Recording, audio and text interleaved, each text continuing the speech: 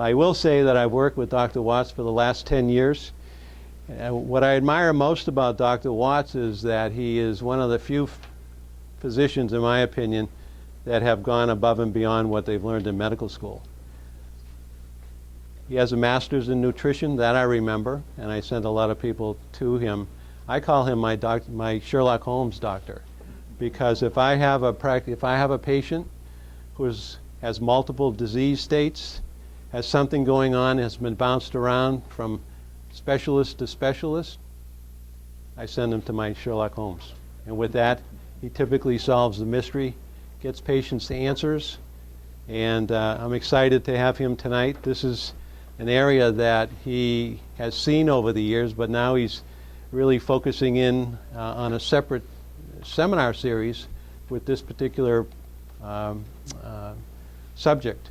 And we were just talking earlier that the projections for dementia and Alzheimer's are not very promising. But there are things that we can do for it from a lifestyle point of view. And I'm looking forward to finding out more myself as well tonight. So once again, welcome. And I know it's going to be very informative. I'd like to welcome Dr. Watts. Well, Jerry, thank you. Yeah, thank you. Thank you. Thanks for that very kind introduction. And I have worked with Jerry, just to repay that. I have worked with you for a long time. And by the way, this pharmacy we just love in our office. And we love to refer patients here. We like to hear what they have to say when they come back to us, because they've had such good care, good service, quality service, and you can always depend on this pharmacist. And they offer a lot more than just the regular pharmacy. You go into your pharmacist, they filled your drugs. I know my father was a pharmacist and my grandfather was a pharmacist, so I know quite a bit about that.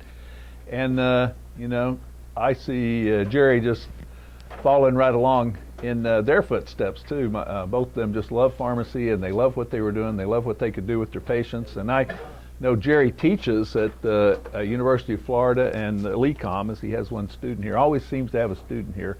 So he's always staying ahead, and we were cajoling together, going like we keep our students around, not just to pass along our knowledge, but also to keep us sharper, because it always helps us keep sharper. Some people have asked why I'm not standing. By the way, I usually like to stand and move around and interact, but I broke my hip and my pelvis and my pubis and the whole works about 2 weeks ago, and I've got these crutches over here, so I'm just sitting here now. Huh? Okay, that's an interesting story. I do mountain biking. Believe it or not, there's mountains here, and I was doing mountain biking, and I was riding up a hill, and my wife wanted me home. We're going to a party with our granddaughter to Halloween, and she wanted me home, and I was running a little late, so I'm trying to scoot it on, and all of a sudden I come up over a log, and I go up into the air, flip up, and come right down, just boom, just impact like what's that guy that, some sledgehammer guy just whacked you right in the hip, you know, just broke it all to pieces. So my wife's mad at me, you know. But it's interesting, the other day I had a patient that came in my office, and I have stayed on this woman's case for the longest. She's about 73, in pretty good shape, but she just doesn't like to exercise. She plays golf, you know, and she just plays golf, that's it. And I'm saying, you've got to exercise every time she comes in. So she was leaving the other day, and she got a smug look on her face, and she took off. She says, hey, you got that exercising, didn't you? So she got me on that. I said, get out of here. So tonight we're going to talk about a most devastating and serious problem that I'm sure everybody in here has heard about or has had a friend affected by it. Okay, it's known by many names, actually: Alzheimer's, MS, Parkinson's, who hasn't been affected by that, neurodegeneration, cognitive decline, all these type things. So it can steal our health, it can steal our memories, it can steal our loved ones away from us, and so it's extremely serious. This is a fact sheet from the Alzheimer's Association, and they list it as number 2 of fear of people. What do you think is number 1 of disease, getting a disease? Cancer. Cancer is number 1, and Alzheimer's is number 2 in that group. And it is one of the things that you have the person, but you just really don't have that person there, which gets to be a problem. I think the first time I personally came face to face with this was my grandmothers. My two grandmothers suffered from Alzheimer's. Now, they happened to be fairly okay, with it, but it took a lot of effort and it took a lot of work just to keep up with them. We all saw President Reagan, such a smart man, an actor, a man that was so smart. We watched him go through that. It was kind of sad to see that. I'm not a neurologist. You usually see a neurologist giving these type talks. I have practiced for the longest. I've actually practiced over 45 years. I started in Tarpon Springs as a general practitioner back when they had those type things. I started off then into general surgery and OBGYN, went into residency after 10 years of having a practice. I had a nursing home and an ER up there. And then came down here and I practiced here, mostly surgery and GYN and OB. I delivered 7,000 babies. Okay, so that's enough, my wife thought, and we should stop that. And I started running into problems. I started seeing my patients were all having similar complaints. They're getting tired, losing their wits about them, their sexuality, muscularity, joint problems, all these kinds of muscular problems. And they all kind of coming to me like, what are we going to do about this? What are we going to do about this? Well, I'm suffering the same type things, I'm starting to see those things too. And I'm going like, what do we do? And I got myself involved with the American Academy of Anti-Aging Medicine, got into some master's programs, as Jerry was talking about. So I started studying this from a different level, not just the medicine, the traditional medicine level, which we're going to go into. We're going to look at that today, and not just the nutritional level or the preventive level. I started studying it from an integrative, so looking at both sides. What does both sides have to offer? So some people said, well, you're an alternative doctor. No, I am not. Okay, I am an integrative physician. We have very much to do with the traditional medicine, but what can traditional medicine offer? What can nutritional and preventive medicine offer? What is the best for the person? What's the least thing that we have that's there? Okay, billions of dollars. Let's go to that first slide. Let's see there.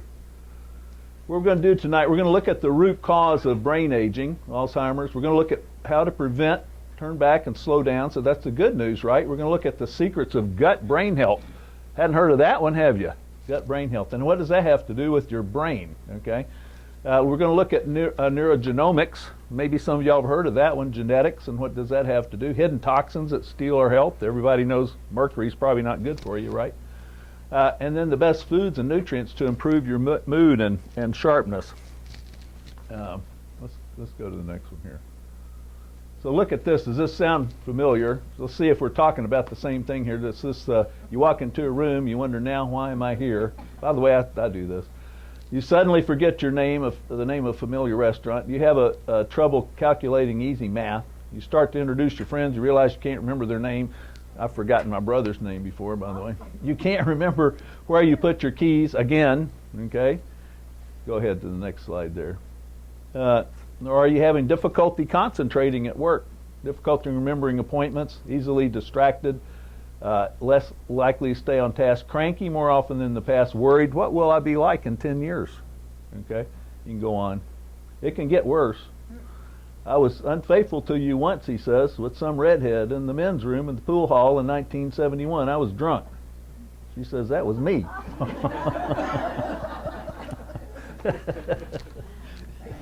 Go ahead there, Jerry. So the problem is, this is U.S. statistics, 30 million Alzheimer's patients in 2012. By 2050, we'll have 160 million Alzheimer's patients. So, as Jerry said, this is a devastating problem, and it's getting worse and worse, and there is no cure. For 80 years, we've been trying to cure this problem. 80 years, they've had millions of people working on it, thousands of scientists, thousands of doctors, all doing research, and we've come up with medications, but nothing has seemed to have worked. Even at best, it has stuck just barely. Okay, here's a list of some of the medications that we have. Okay. Now, by the way, did I put this in your folder? Some of the medicines everybody knows, Aricept or the Namta-Cognex, those types of things, Exelon. These are some of the ones that have been approved, but even I know I have my sister-in-law now has early cognitive decline, and they told her that this has only minimal effect and probably will only work for 1 or 2 years, and then could actually have a problem with her. Okay, here we have drugs that have been tried and failed, and there's lots of them that are on the market right now. But the true fact is we've not been able to find any drugs that have actually worked for us, and yet this problem is going to affect us. Now, it mostly affects women. Why is that? Women get it more than men. Okay, you get this disease, about 75% of the people that have this are women, and guess who has to take care of the problems? Okay, usually women. So you're normally made into the caretakers of whoever has this. Okay, this is a science evidence-based paper written from LA in the Buck Institute. Okay, and what they say is neurodegenerative disease therapeutics has been arguably the field of the greatest failure in biomedical therapeutics development. Patients with acute illnesses such as infectious diseases or chronic illnesses such as cardiovascular disease, osteoporosis, human immunodeficiency, HIV, and even cancer have access to more effective therapeutic options than do patients with Alzheimer's disease or other neurodegenerative diseases that we just spoke about. So furthermore, in the past decade alone, hundreds of clinical trials have been conducted for cognitive decline, an aggregate cost of billions of dollars without success, and that has led to the question of whether the approach to take a drug or the development of a drug for neurodegenerative disease is an optimal one. So we've not been able to find anything that's actually worked effectively. However, okay, we're going to look at, that's kind of the bad news, right? We are going to look at the good news tonight. So this is what we want to look at. Okay, maybe turn this. Let's see if that's on the next slide there. Okay, this is just going over. This is Dr. Jeffrey Bland. He employs 350 physicians. 5 of them are Nobel laureates. So this is no guy in the diner. He has groups in Boston and groups over in Washington State. Single agent pharmacology will not successfully manage the increasing prevalence of neurological disease due to their complex etiology. Okay.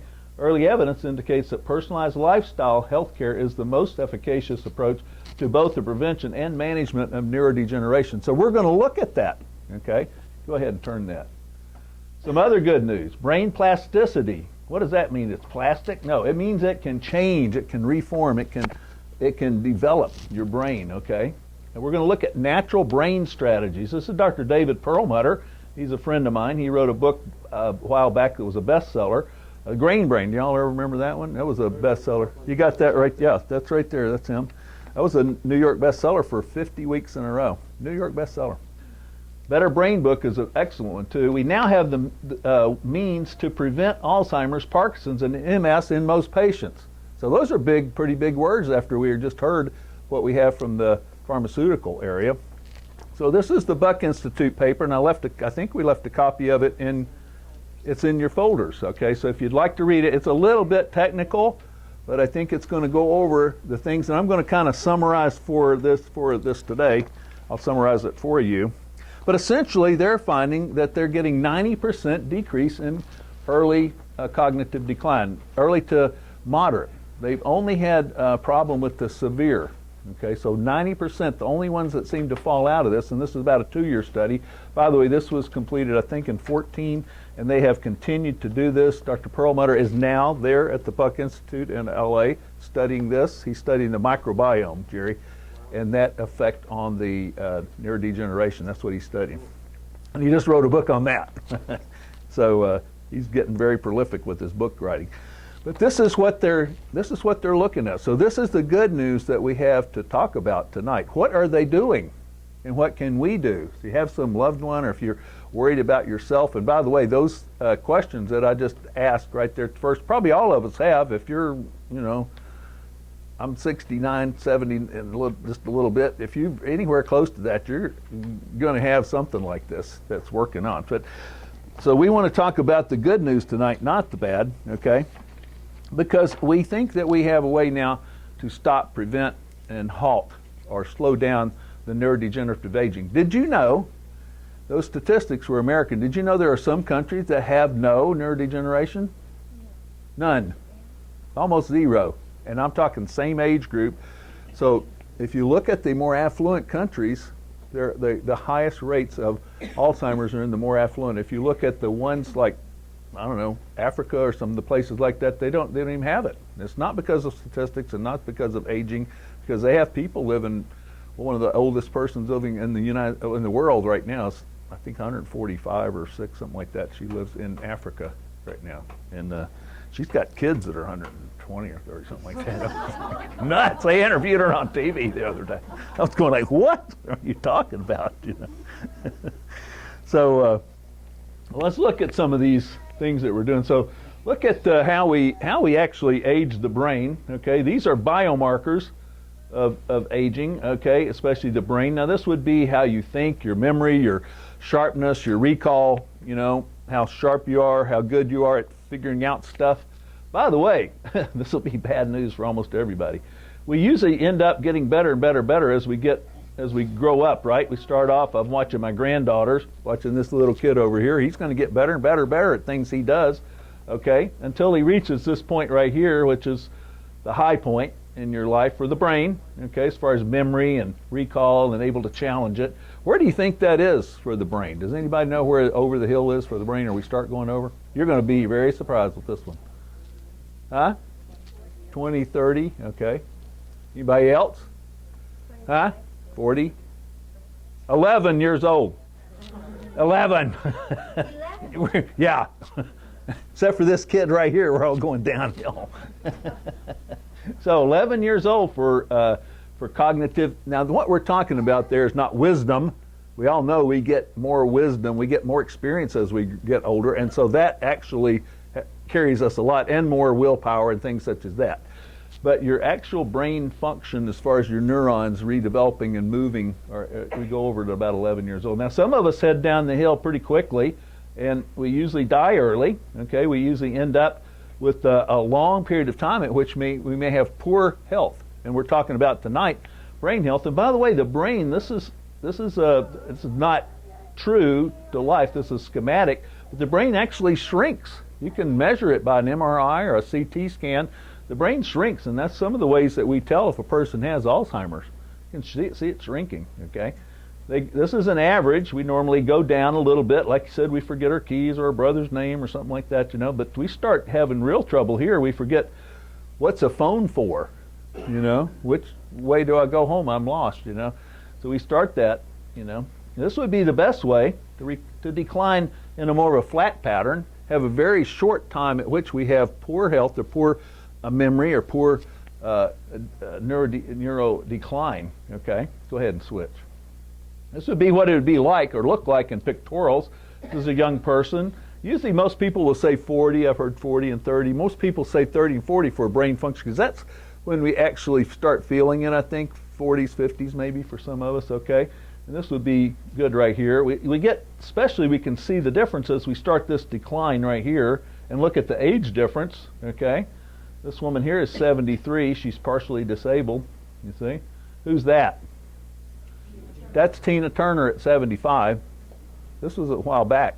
I think 2 years ago. She's on TV, okay? This guy here is 83. He's totally disabled, okay? Would think this person is his mother here. Okay, who's that? Lillian Vernon. Y'all know her. She retired. This is her at 85. She retired 2 years ago. She's 87 now, doing great. Her company's doing fantastic. I know, because my wife gets emails from her all the time. She buys stuff. Who's this? Jack LaLanne, right? I drew this line down this way. Why is that? Poor Jack departed. But Jack, this is him at 95. Look at that. He was doing commercials at 95 years old, okay, and passed from us, you know, I think at 97, I believe, something like that. He was going to swim from L.A. to Santa Catalina that year, and he passed with pneumonia. I mean, that guy's something else. That's a real stud there, okay. Well, that's what we're talking about, is trying to stay mentally healthy and active and keep with it for as long as possible.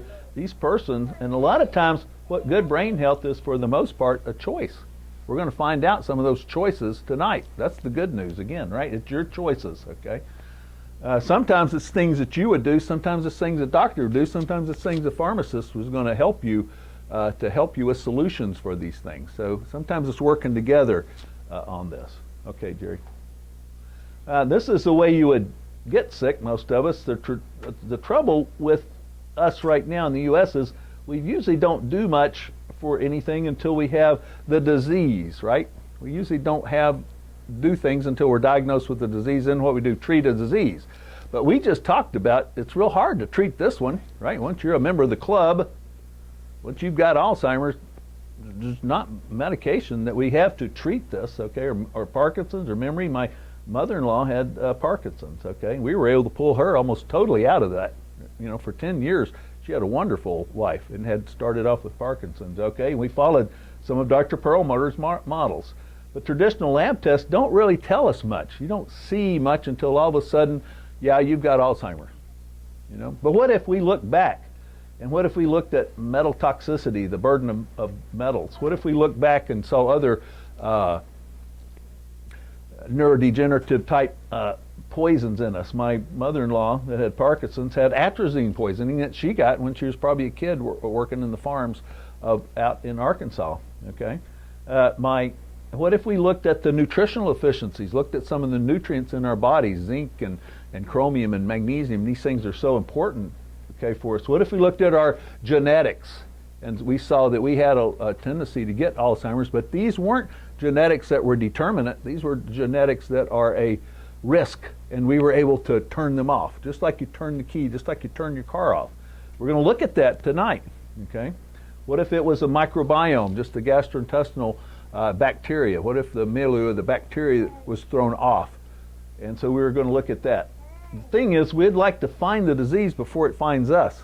In most cases, somebody comes to me, Jerry was so kind to say that, but they'll already have a problem, you know. I very seldom get somebody come in and I'm feeling great and I just want to stay that way, you know. That's real odd, you know. We don't think about that in the United States, but that would be an actual way at which would probably work best, and then run some lab tests and see, okay, we have risk factors for getting a member of the club.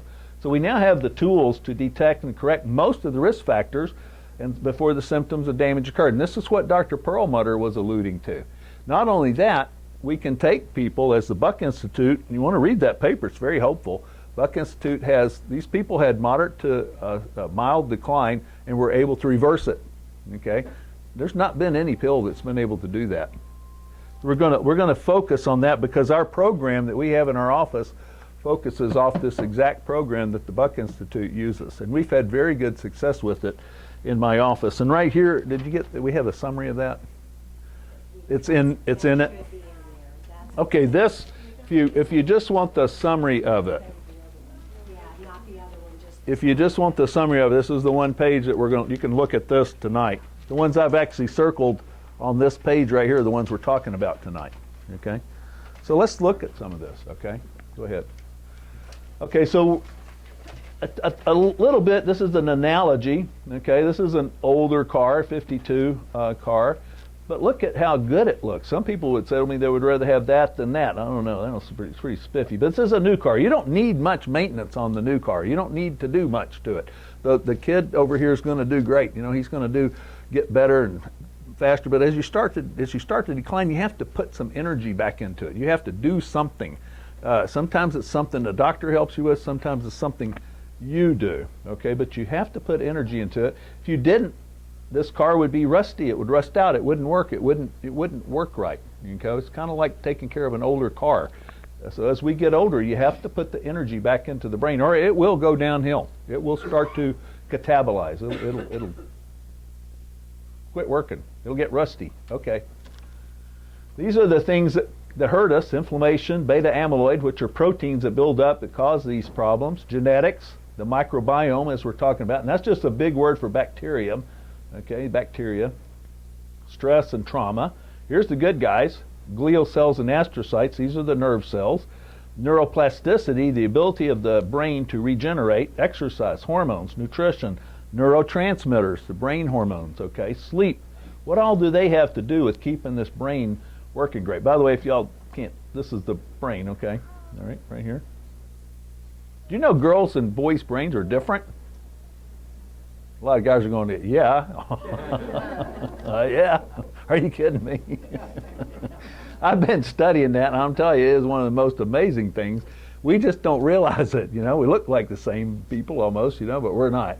Men are from Mars and women are from Venus. I'm positive about that now. Like different. How we get together and all that and have babies, I don't know. Anyway. We have a multitasker. Multitaskers, women. Section Yeah, exactly. that Right. Men don't have. Men are more, yeah, regimented. That's one little thing, right? We can all sense it, right? My wife has me look her in the face when she's talking to me. She says that's important. Look, you're not listening to me. I'm listening to you, you know. I'm like looking out here. She says, oh, you got to look at me in the face. I'm going, what's that got to do with listening to? But it does. The woman, she's reading your face. My little granddaughter, she's 18 months old. She's reading my face, you know. A guy doesn't do that. I go over to her cousin, Casey, and he's just like this. He's not reading anybody's face. He's looking at his truck. Okay. So neurogenomics, okay, we're going to look at genes now and what that has to do with brain health. This is a 76-year-old retired male, always sharp but concerned with memory loss. He's worried about Alzheimer's. His mother and father both died with Alzheimer's. Okay, this is a patient of ours. He said, what can we do? Let's look at your genes. He said, I don't want to look at them. What if I have it? Well, we're going to look at it. We're only going to do your risk genes. We're only going to do something that we can actually do something about. Okay, we're not going to do something to tell you, oh, it's too bad you're going to get it. Okay. He really didn't want that. We found out that this guy had a 4-4, ApoE4 allele at 4-4. That is the Alzheimer's gene. That's an Alzheimer's gene, okay? The good thing about this gene, it's an inflammatory gene. It only turns on if you have an inflammatory trigger. In his case, let's see if I did that. See the next one, let's see. I don't think okay, I did not do it. Okay, in his case, we did find that he had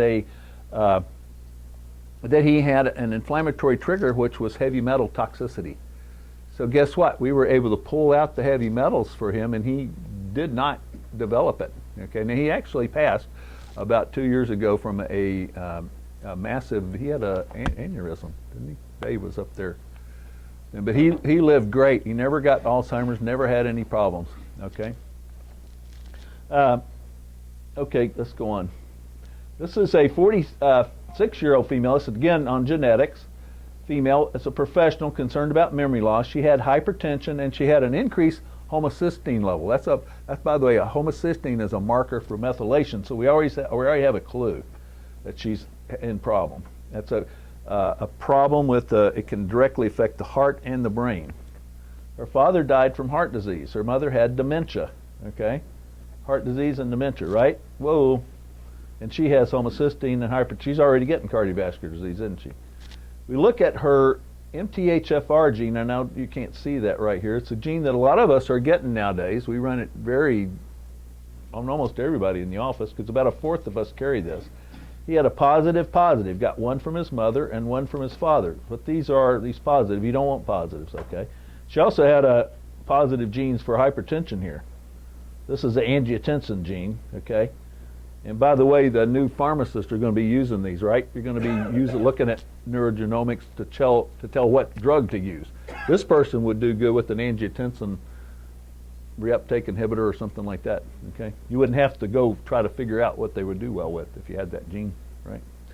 So, but this person had a methylation gene, and this thing is turned off by, guess what? Just two little agents, folic acid, special types of folic acid, and special types of B vitamins.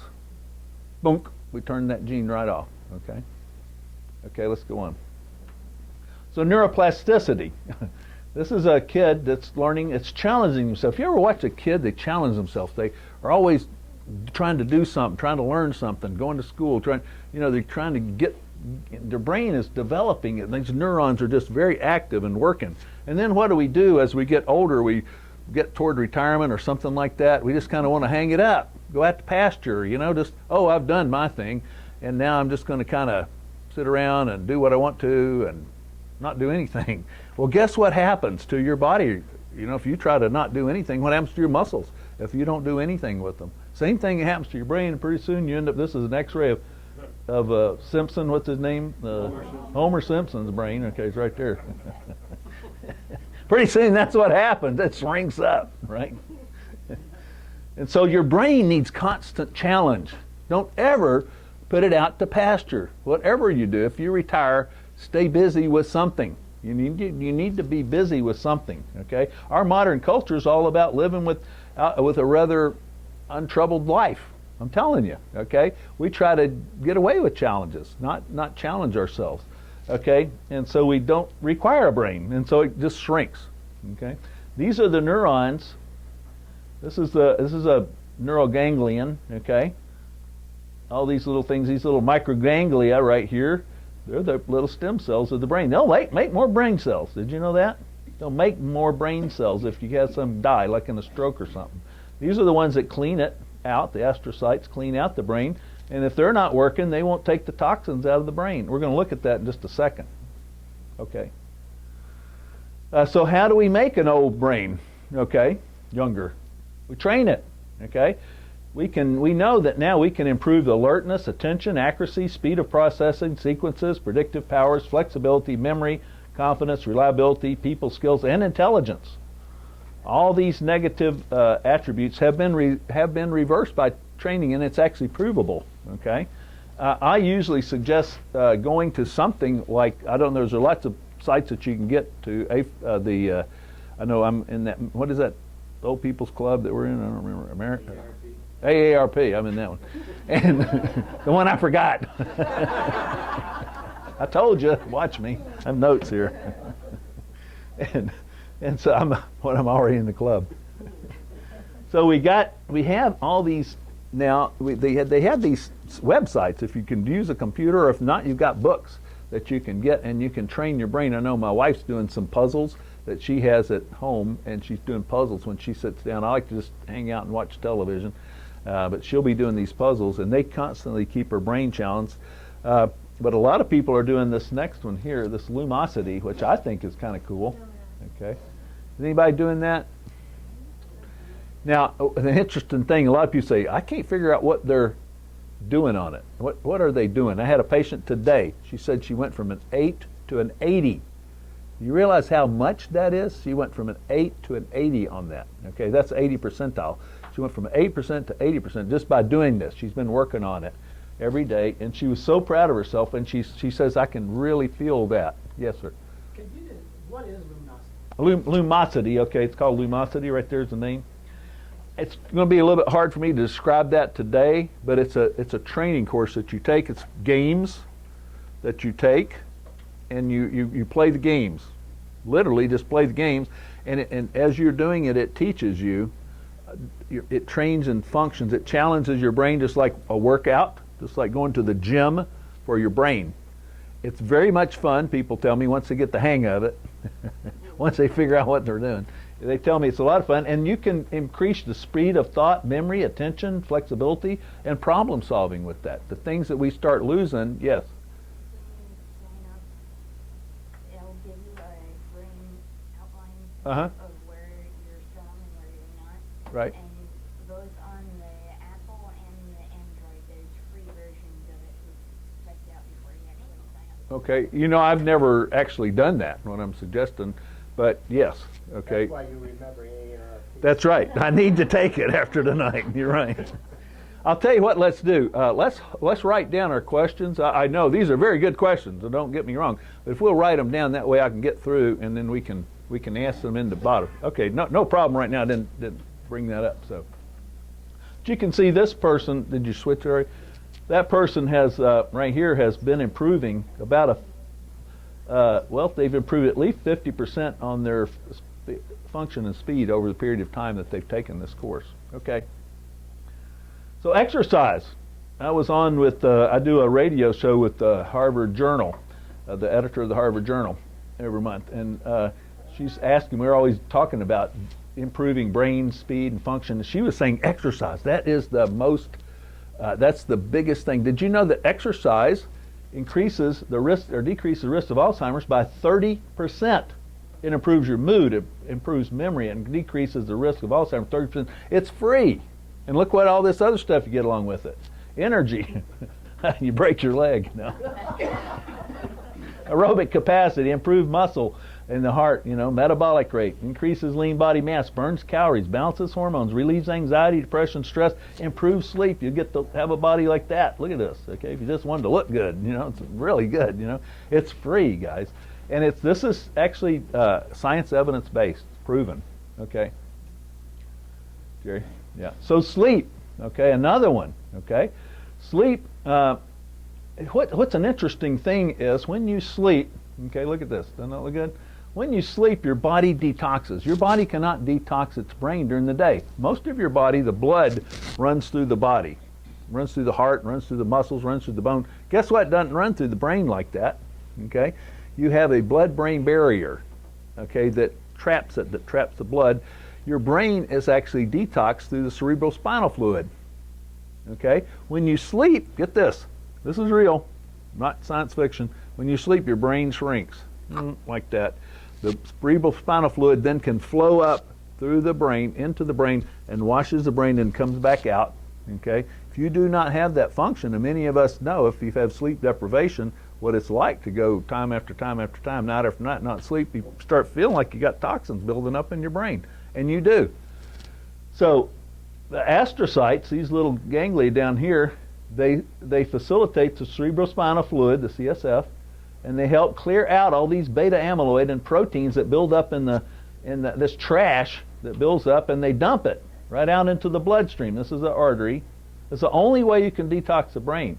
Decreases inflammation, it decreases neurodegeneration.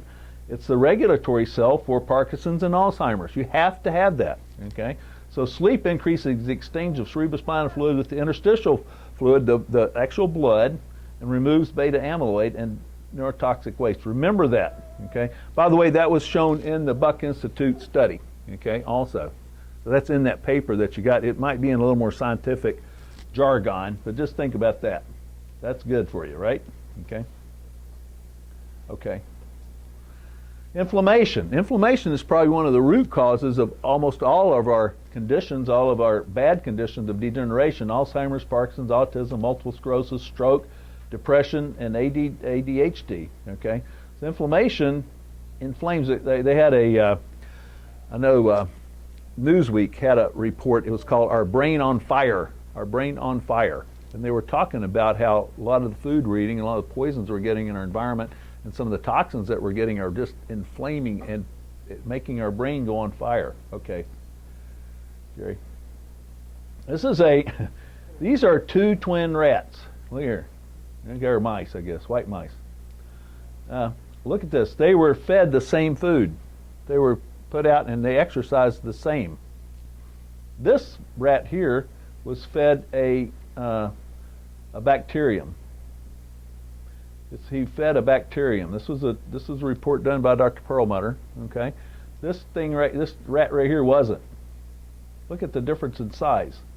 What they found was this gut microbiota, that just means good bacterium, okay, can decrease inflammation. So they've proven that we should all be on probiotics. Do you have probiotics here? Some good ones? Which one do you like? We have the Renew Life, we have the Renew Life's excellent. And Metagenics as well, sure. Everybody in this room, 100 billion a day. when you're taking 100 billion. Okay, Jerry's taking 100 billion. I take 30B every day. I take probiotics. Almost every one of my patients takes probiotics. If you're in this room, before you leave, get something over here, okay? Probiotics, or get something. I noticed those are really good ones. I like that Renew Life group, okay? You want to get a good one, okay? What have they proven? You go to, I don't know, well, I'm going to tell you exactly what New York state attorney said. You go to some of these pharmacies, Walgreens was mentioned. I don't remember all, but GNC was mentioned. I don't remember. There was a bunch of them. All got. They took all their vitamins and their probiotics, and they found out some of them had like pancake batter in them and stuff like that. I'm going to suggest go to somebody like Jerry that has a pharmacy that you can trust. Pharmaceutical grade is what we call it. Pharmaceutical grade things that are been tested and you know what you're getting. Okay, you don't want pancake batter. Okay, I say that because some people go, I like to go there because it's cheap. Well, the most expensive vitamin you got something doesn't work. Okay, I can tell you that. Okay, so it inhibits obesity. Look at that. These rats ate the same dadgum thing. They exercised the same way, and they have the same genetics. Isn't that something? And they've done this time after time. Okay, This rat over here had a little brain. His brain shrunk. He got early Alzheimer's. This one didn't. Stayed active, fights Alzheimer's, and improves mood and behavior and brain function. It's related to serotonin. Serotonin is so much related to our mood, how we feel, how we sleep. Okay? And as I said, this is what Dr. Perlmutter, a famous neurologist, is studying. What does the microbiome have to do with neurodegeneration? He's very serious about this, guys, and I am too now. He's made a believer out of me. There's a lot of reasons. If y'all want to talk about it a little bit later on, put that down as a question. There's a lot of reasons why we don't have good gut bacterium nowadays. And by the way, they think that's one of the reasons. Remember we talked about some countries don't have Alzheimer's? Write it down. What? Perlmutter. Perlmutter. There's those countries that have almost no Alzheimer's have really bad. They have a real good gut bacterium. We don't. Here in this country, we're losing it. We have very poor gut microbiome, microbiota. Okay, go ahead. Toxins stockpile in our body. We all get them. If you eat, if you breathe, if you drink water, you're going to take, how many does those things? Any of those things?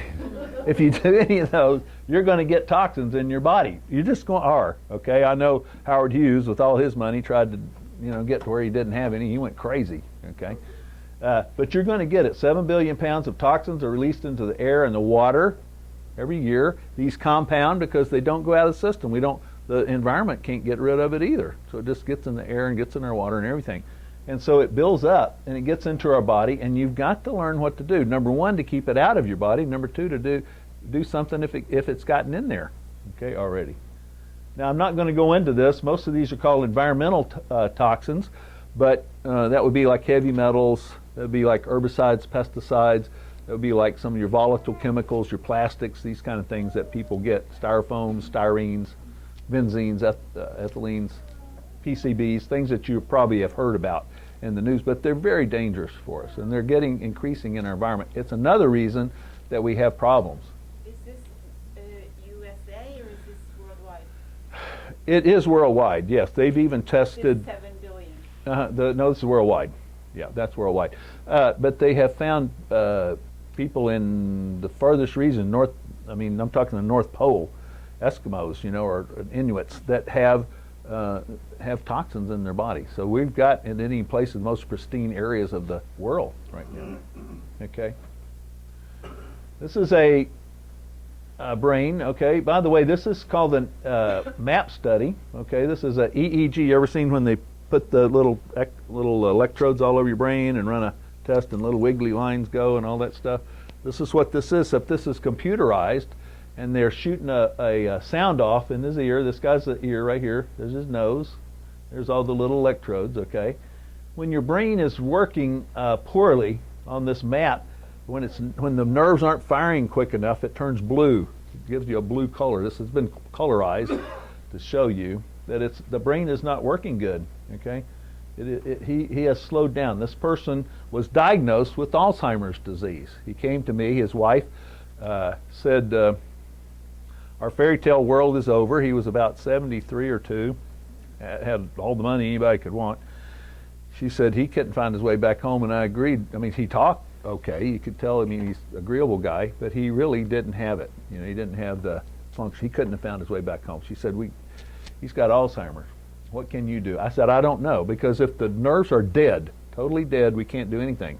But if they're just withering, if they're just like a flower that's in the garden and it's just withering and looks dead, you ever add water to it or fertilizer and all of a sudden it starts getting warm, then we might be able to. We looked at some testing on this guy, okay, and we found that he had a heavy metal. We're going to look at his test in just a second, but this is the after. This is after 6 months. This is before, this is after. His brain woke up, and by the way, he did well. He passed 2 after about 10 years from heart disease, okay. He did fantastic, okay. He didn't have Alzheimer's. He had mercury toxicity. Let's look at his labs here. So people don't stockpile toxins. They don't stockpile in their blood cells. So a lot of doctors will try to run the blood test on you and say, well, you don't have any metals in your blood. That's good. That means you're not getting any presently. That's the acute toxicity. We like to do a provoked urine in our office. What is that? That means we give you an agent that goes into your brain, into your heart. It's an inert agent, into your bone cells, into your muscles, goes by the bloodstream, and it grabs hold of those metals, and then it runs it out into urine, and we can test that. When we tested this guy's urine, oh my gosh, there's his mercury. It's like, I don't even know how high. This is like crazy, okay? Real high, up in the red. This is bad, okay? There's mercury. Y'all can't see that, can you? There's lead. That's aluminum. There's arsenic, okay? Arsenic, lead, and aluminum are all high. I mean, you have to be a real scientist to know that's not good for you, okay? This guy had heavy metal toxicity. By the way, we never found out why he had that much. We could not determine where he got that. Usually we can. You can usually find some source or something or some reason, but not in his case, okay?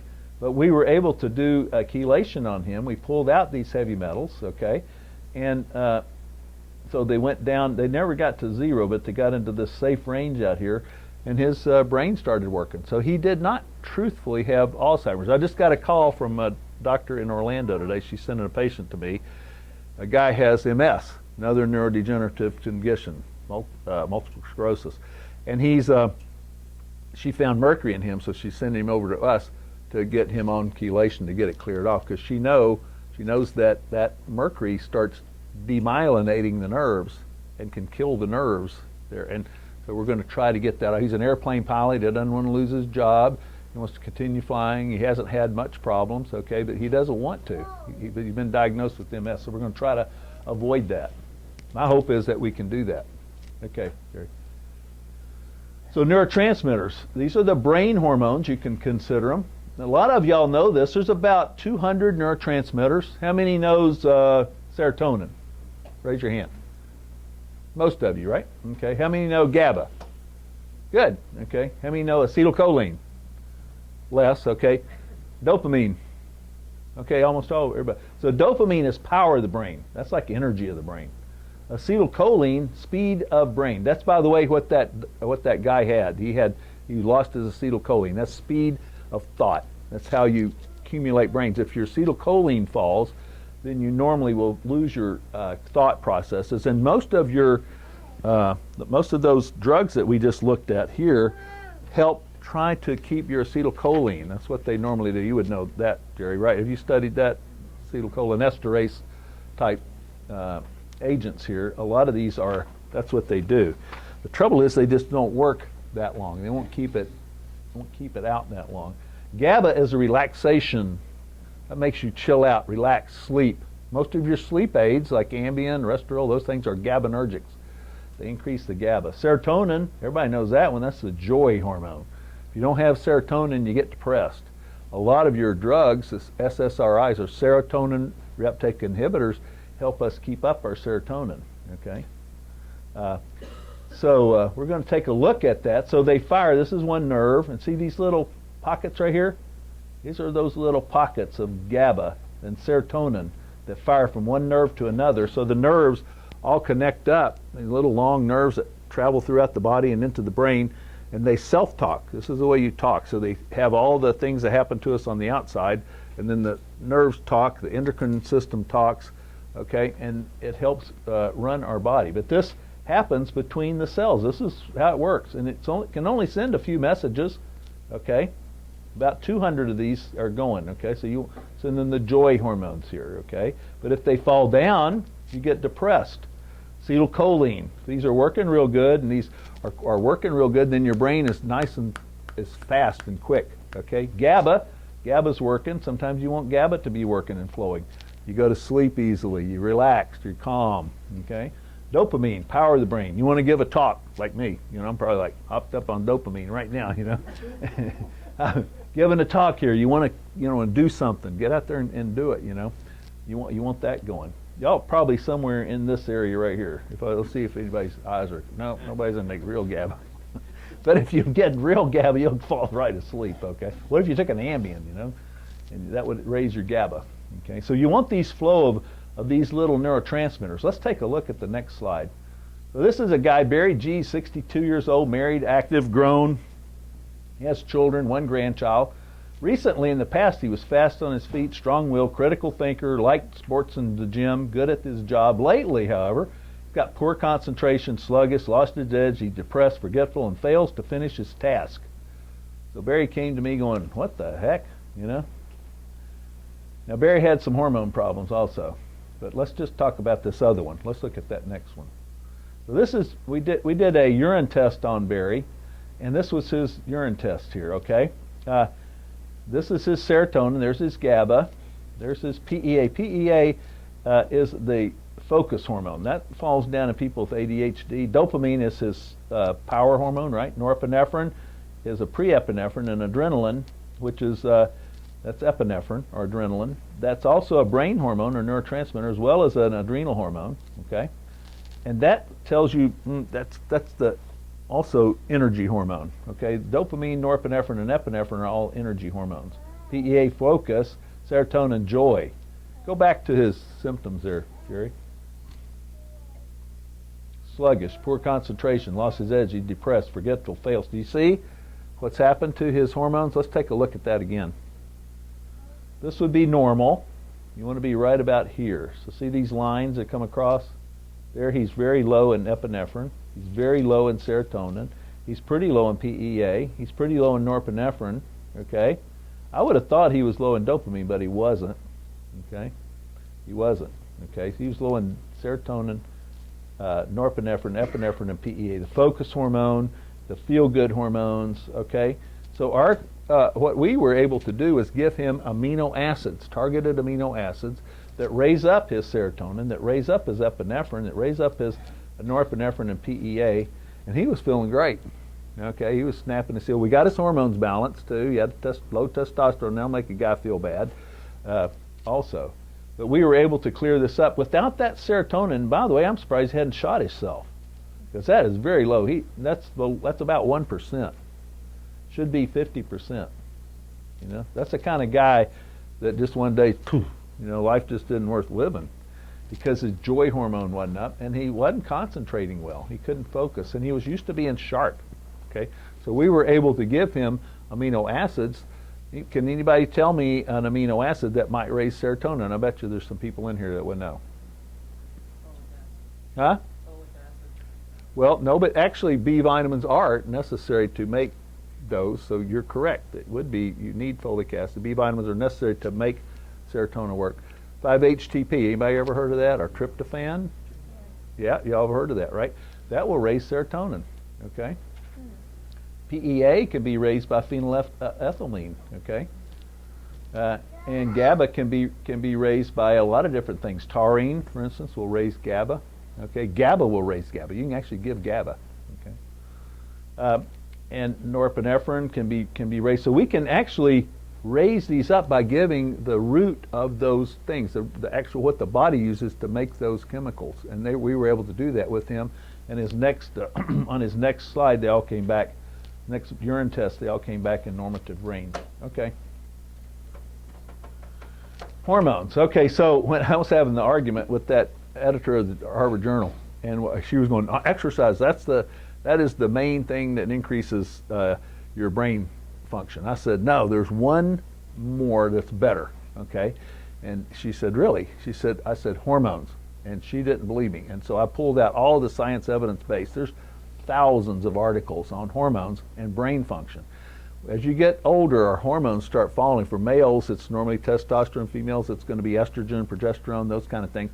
When you get back on those hormones, okay, they're going to help you. You want to help balance those hormones, okay? Cortisol, estrogen, progesterone, testosterone, DHEA, growth hormone, insulin, and thyroid. Natural hormone balancing is one of the main things you can do to decrease Alzheimer's risk. And statistically, this was in Neurology magazine, the science evidence-based article, they reduced the risk 50%. I calculated it all up one time. So we got 30% on exercise, we got 30% on nutrition, 50%. We got like 200%. I'm sitting there going, wait a minute. But essentially, you want to do things that are healthy to bring your body back. Okay. Okay. This is Kimberly. She's 55. She's married with 2 grown kids, healthy until menopause, right? Then she started losing it. Absent-minded, trouble sleeping, flipping out, can't focus, fuzzy thoughts, thinks I'm getting early Alzheimer's. Okay, she just wasn't handling things. Estrogen therapy increases blood flow and neural growth factors. Remember those little neurons that we were looking at earlier? Those little neurons, they increase neural growth factors. Acetylcholine, remember the speed of brain, speed of thought, and natural antioxidants. Did you know that males need estrogen? Males need estrogen just like females, and mainly for the brain. If we don't have it, our brain starts drying up. We have to have estrogen as well. Becomes too male. Huh? Becomes too male. Too male, you get too aggressive. Exactly, you get too, if you don't have testosterone and or estrogen. But a lot of guys have too much estrogen, and it's okay. And I can go into that. It's like starts getting funny, but I'm not going into it tonight. So estrogen therapy increases blood flow. It's especially important for females. What do you think one of the number one things that people come in complaining? Because most people with hormone, most people say it's sex, that there's sex, erections, or for females it's desire, or just that. It's actually a fuzzy brain and concentration, or not sleeping. Okay, those type things are the normal things that we see. That's one of the most common ones that we see from males and females. Okay, is that their brain, they just don't have it. Like the guy that we were just looking at, and also Kimberly. Okay. So go ahead, let's look. So this is her hormones here. This is estradiol, one of the major hormones, and estrone. It was 10. Needs to be like about 80. Okay. DHEA needs to be about 150. It's 50. Progesterone needs to be between 5 and 10, and it's below 0.5. Okay. Can't even read it. Testosterone, one of the main things that helps a female keep her let's say, focus, and also kind of deductive logic. Okay, you lose your testosterone, you lose your focus and deductive logic. Now that may not sound like a lot, but if I have brokers, people in sales, females, people at fairly high level that have to do calculations and things or think real quick on their feet, they lose it. They can't keep up, and they'll come in complaining, I've lost my competitive edge. And I'm going to just quit my job because I just can't, after menopause, they just start losing that. And we know that by rebalancing that, if we can rebalance the testosterone, progesterone, the estrogens, okay, it actually just comes back. We expect it to come back, usually somewhere in the range of about 3 months. It just starts coming back, okay? So estrogen therapy decreases beta amyloid. There's that name again. That's one of those proteins that causes Alzheimer's. It protects the neurons and boosts long-time memory. Remember those little neurons that we got to protect? We got to keep them clean, keep them washed out. We got to keep them able to grow. We got to protect them from oxidation and toxins. Okay, and we got to keep them with some estrogens and testosterone. They're kind of like, if you had to think about it, STP for the brain. STP for the brain. Jerry's laughing. I'm sorry. It's an analogy. Okay. Yeah. So Edward J. is a 67-year-old retired surgeon. He once prided himself on his memory and physical stamina. He eats a balanced diet and takes vitamins. Looks okay. Didn't really have anything in his history or his family history. Past, he was energetic, sharp-witted, good memory, and enjoyed reading complex concepts. And look at this. He liked to read physics, astronomy, and anthropology for fun. How many people like that? So this guy's he's pretty sharp-minded, okay? Recently, he's had mental decline, fatigue, sore muscles and joints, trouble with simple math, poor recall. He actually told me he has trouble doing his checkbook, okay, and things like that. I mean, he literally was having trouble. Here he did, extreme like calculus and stuff. Poor recall of not names, forgetful. Sound bad. So what we look at is evidence links nutritional efficiency to poor relational memory, plus the hippocampal and cognitive decline. The hippocampus is where we think. That's the brain. That's the part of our brain that has memory. That's the memory and recall. Okay. This is in advances in nutrition. Okay. So we ran this doctor's SpectraCell. This tells us about his nutrition. Okay. And we found out that he had unbelievable nutritional deficiencies. B3. Whoa, that's a bad one for the brain, okay? oleic acid, or your free fatty acids, your insulin, and your zinc. His zinc was off, and it's glutathione. I can almost tell you if I start seeing glutathione dropping, somebody's got a toxin in their brain that's starting, so he's needing to use up his glutathione. Okay, are we running past the time here, Jerry? Huh? Okay, we're going to get going here. Okay, so his spectrox is very low. He's oxidizing. He's rusting out. Okay, and he has some borderline deficiency, B6. He has everything that's beating his brain to death. Okay, let's go on. So, we want good nutrition for the brain. Good food, omega-3, fish oils, B vitamins, vitamin D, NAC, phosphatidylserine. Write that name down if you want to remember one.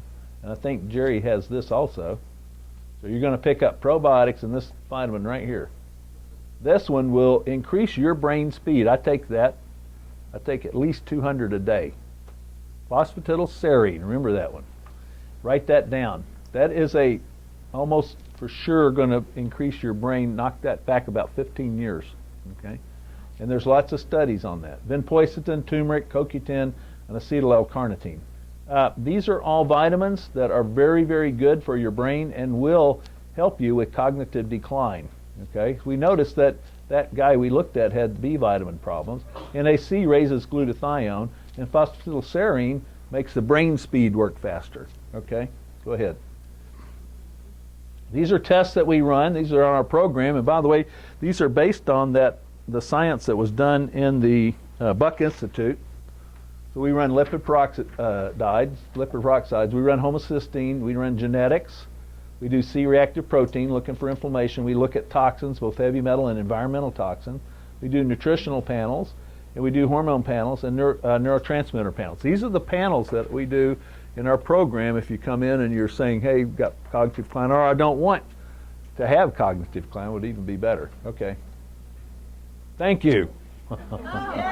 Yay! So if y'all got to get out and watch The Voice or something, you know, we got to get you out of here. I was just remembering that we have stiff competition tonight. We're up against Grey's Anatomy. Oh yeah, Grey's Anatomy. And How to Get Away with Murder. So look, Yeah, you yeah, packed the yeah. house Yeah. anyway. So congratulations Thank for you. you. So a couple of questions and answers. I know Dr. Watts will be around a little bit after. I'll the stay seminar. back too if somebody's got to go to Right, Grey's right. Anatomy or something. But there's so much information here. It's so important. You saw the statistics.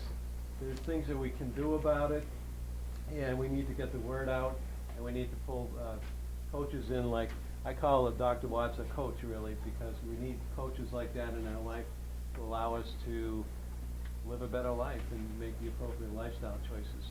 Couple things. We do these seminars on a regular basis. I have another one coming up on December 7th. I actually have a sex therapist and a dietitian coming in talking about low libido because testosterone has a place, but there's a lot of other issues involved. It's a huge issue that I hear almost on a daily basis. I'm sure Dr. Watts does as well. So we're going to approach it from a non-medical perspective. It would be kind of interesting. And if you've signed up when you came in, we'll notify you. Again, we don't sell you any product. We just inform you of how to stay younger longer. Jerry, excuse me. Yep. You- I'm finished. Okay, Tammy has an announcement. This is one of my assistants, Tammy, and she's helped me today because I'm crippled. That's right. Okay. And he's milking it. In your folders, there's a seminar evaluation. If y'all can fill that out, please.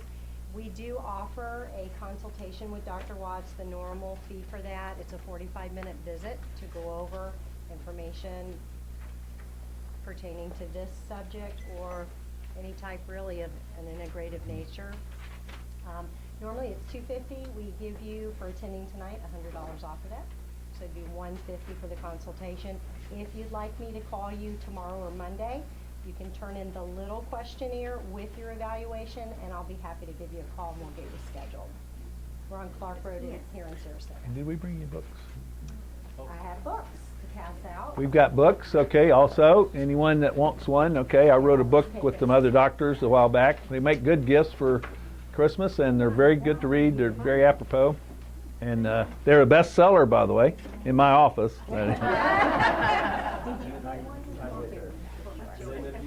And I'll be here to answer questions. Does anybody have one right now that... And by the way, you're free to leave. I don't want to be tying people up. Yes, sir. Back here.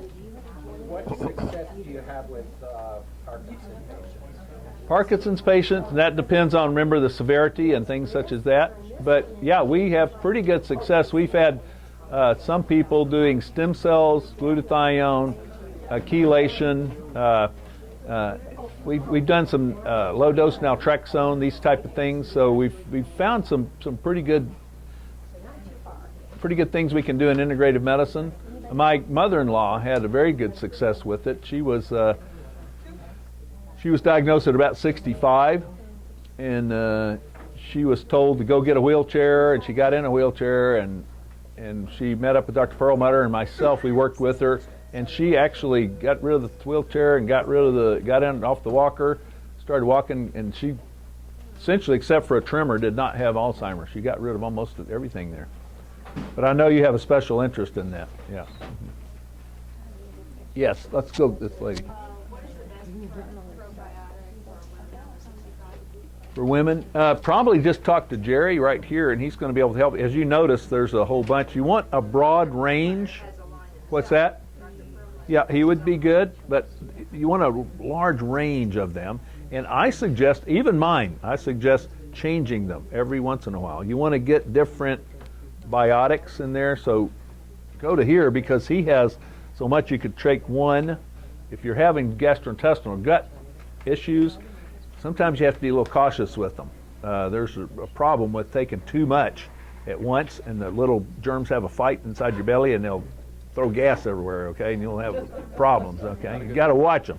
So depends on what you want. Try a mild one like a 30B, don't you think, right off the bat, and then you move up. If you're having gut issues, to like 100B, like he's saying, right in that area, and he even has more. I like this. This group here is really good. Right Yeah. Actually, probiotics, good quality probiotics actually have almost like a serial number, but it's really, it's almost like a social security number, so they can actually follow the lineage of the bacteria. Mm-hmm. So a lot of the centrums and people like that, they're jumping on a probiotic bandwagon, but they're only putting 5 or 6 strains in there because they want to keep the price under $20. Mm-hmm. So again, as Dr. Watts said, you get what you pay for, but there's no price for your health, really. Right. So. Very important. Very important. So what brand were you pointing to? Renewal Life is one. Zymogen, Metagenics, stay with pharmaceutical grade. They're tested by outside labs, and what's in there is truly what's in there. So. They can help you. He can help you with that because they're a little more complex than that. You want to ask some questions. He'll ask you that to kind of help direct We them. can take maybe 1 or 2 more questions, and like I said, Dr. Watts will be around, and I know we've asked you to sit for a little This bit man longer right than here has been usual. raising his hand. I wonder if you'd share with us what you can tell us about sleep apnea. Right. The brain. Okay. Sleep apnea, as you know, you can reach hypoxic states that can kill you, usually from an arrhythmia. Men especially have this condition and will go have episodes at which our oxygen falls very low, too low, unsafely low, and it puts a strain on our heart, puts a strain on our adrenal gland, and more importantly, kills the brain cells, okay, apropos for this thing. So very important if you have snoring, your wife says you do, sometimes we don't even know it, okay. You'll be waking up during the night not even knowing it, okay, not getting good sleep, and getting hypoxic episodes during the night, which actually kills brain cells. So it's very important and can be stopped. They have different methods, modalities. If you go to a sleep doctor, like Dr. Adams, I know, I've been to him. By the way, I have moderate sleep apnea myself, so I know quite a bit about this. And I was after studying this, I was alarmed, going like, man, I can't have that. I need to sleep through the night and have my oxygen going. So it's very important to find out if you have it, and if you do, get it treated. Okay, and there's a lot of ways to treat it. Losing weight's what my wife said. Lose weight is a very important thing. Make sure your nasal sinuses are nice and clear, because that sometimes we just obstruct up in that area. So most of us have obstructive sleep apnea. That's what we mostly have, upper airway obstructive sleep apnea. That's the most common and can be totally treated. I just have to wear a little implement that holds my jaw out of place. That's it. I don't wear a CPAP or anything. Takes care of it. Sleep apnea, how important is, you know the answer to this, sleeping on your side or on your back? How important is that? Well, a lot of us, like myself, get sleep apnea more when I sleep on my back, flat down on my back. Now, I don't get it if I'm sleeping up, but flat down, everything just drops in don't know why, getting older or something, everything just drops in that way. And it shuts off the oxygen to, to the lungs. And I don't even know it. Just when I'm sleeping, they were able to detect it. And I was able to have a home sleep study, by the way. I just took a implement around and put it around here and some things right there. I didn't have to go into a hospital. So you can actually run now these computers that'll run sleep apnea studies. Yeah, we both have it. That's Do you? Yeah, it's pretty common. It's very important to get that treated because that's a common thing. And by the way, if you're having trouble sleeping sometimes, that can be your problem. You're just hypoxic and you're waking yourself up at night. I'll be around, okay? I'll stick around. I know you guys, I went over and I apologize, okay? I got excited. My dopamine went up. There you go. Well, it's been a long time, Doctor. Yeah. I used to see you years and years Yeah, I know that, yeah. Alec does some work for me once Oh, in a good. while, Yeah, I and, saw that. I try to get away. And I work saw out that. great for I us. feel great. Huh? I Good. feel really good. Oh, wonderful. But I might come see you anyway. Okay, well, good. We'll be happy to. because. We'll be happy to see you. Yeah. You're probably doing a lot of those things we mentioned tonight. I know that I sleep well and I'm very excited about things. I love life. Attitude's I great. tell you, attitudes thing. This lady here has attitude. Attitude is the best. Well, okay. It was good. Did you like it? Could you follow it? Did I hit things that were good? Okay, good. About that sleep apnea because I think that I realize that I snore all the time. I should wake myself up. Do you? Yes. Well, you can get tested fairly easily, but you need to get through this next phase. That's right. Let's take one thing at a time, and why don't you bring that up the next time we go, and we'll look at that down the line. Let's not do it right now. We got to get you ready. I need to get this. We got to get you rehabbed through that, Yes. so we can get on with things. I was talking about you the other night with Sherry. We were talking about getting you through this and getting you the rehab and everything. Yes. Yeah. I'm hoping it goes quickly. Yeah, good. I've been doing a lot of exercise. That's what you got to do. Let's get that brain going and get doing it, okay? Yes, All thank right. Empathize with you on your ailment. What? Falling. I empathize with you on your accident. Why? Yeah, okay. I broke my clock. Yeah. So How's it doing? it's something Still not? Something's the matter down there. Uh-oh. Nerves or something. I'm being treated. Sometimes that coccyx is right in the middle of some of those nerves that go down, come out of that caudal. They diagnosed it with coccydynia. Yeah, right, coccydynia. And I saw a neurologist, but I'm hoping it's Okay. I work at trauma, so good. I wondered, is this the best of Perlman's letters books? I'd say it's one of the better ones of his, yeah. What's his latest one? Well, he wrote one on the microbiome in the brain, the one he's studying right now. Yeah, and that I think is, I haven't read that one. Of course, I read that one and all his other books, but I haven't read that newest I don't one. want to read this one. I don't want to read it. Right. But that's a good one to get. I like that one. Everybody likes that. I mean, it was a New York bestseller for 50 weeks in a row. That's unbelievable. New York bestseller. That's usually something Danielle Steele or somebody gets, not Perlmutter. Only you would know that. Thank you. Did you get anything out of the? Yeah, lots. Good. I've been trying to stay on the program for identifying Good. tests and tests and Good. tests. But the readings are constantly so vastly apart that we can't come up with a The readings you have that you're doing? yes. What's been controversial? I don't get much myself, but they seem to agree. Everybody seems to agree. And I would love for you to come But and now- look at all the readings. The readings on if I look at traditional medicine, The neurotransmitters. if I look at traditional medicine.